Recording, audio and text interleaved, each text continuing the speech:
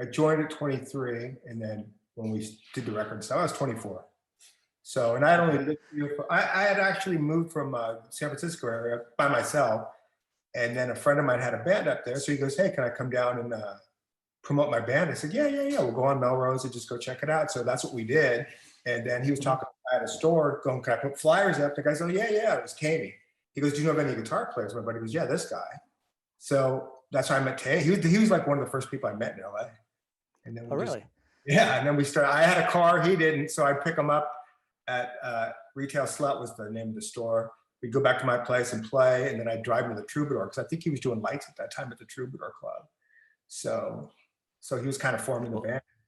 So that's how we. What's interesting is because with everybody's, so the ages were a little bit different, and it's the influences and the sounds of the 3 albums. For the first 3 before the band fully changed, it's mostly the original lineup except for the drummer who got a little bit of trouble there. Who uses FedEx anyway? I don't know what to say about that.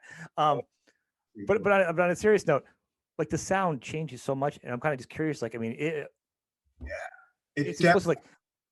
The first album was songs that Tammy had, and then like I wrote "Don't Change That Song" and a few others because I mean. Really, the first album is like we maybe wrote like the first 15 songs we ever played, and 10 of them are on the album. And it's interesting. It's good. It's a good mix. It's like it's something raw and punky. It's almost like it's like punk metal. I don't know. It's like punk metal. It's very, very. There's no depth to it, right? It's just a guitar.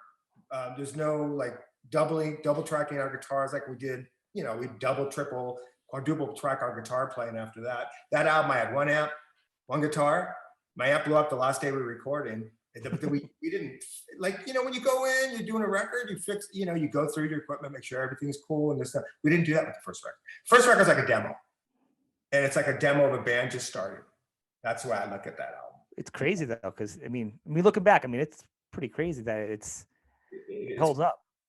Yeah, in some ways it does. I sonically I can't listen to it. I like a lot of the songs are on it. I love playing those songs.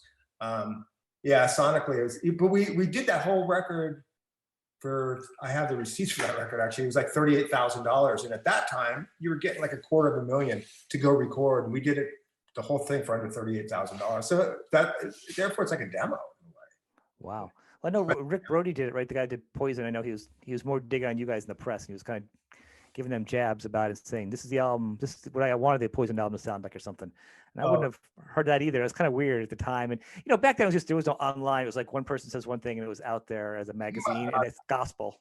Yeah, he might not have ever said that. I mean, he's good friends with CC and everything. He never. Well, that's what I'm saying. It was really weird. I'm like, but my point to that was more of, you guys are 2 kind of different sounding bands. So I wouldn't even know what he was going with that. But I think back then at the time, like a lot of the albums you say sonically, I'm pretty critical about like certain production of some bands. The albums were very thin and we're not this, because I was going to school for recording back then myself. So that was the time I was totally started listening. That album is a lot more forgiving. I gotta be honest with you. There's some way worse albums out there that were recorded a little bit, Yeah.